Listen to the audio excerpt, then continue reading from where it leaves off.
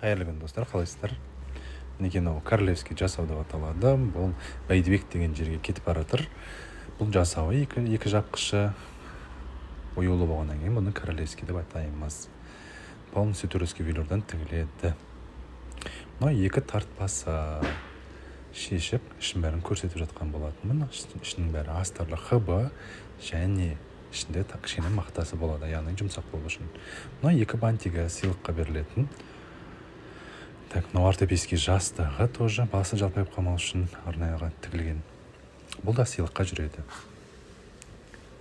Өстіп оны орап қоямыз. Келесі матрасы тоже бір жағы хыбы, бір жағы велюр. Екіншісі полностью хыбы болады.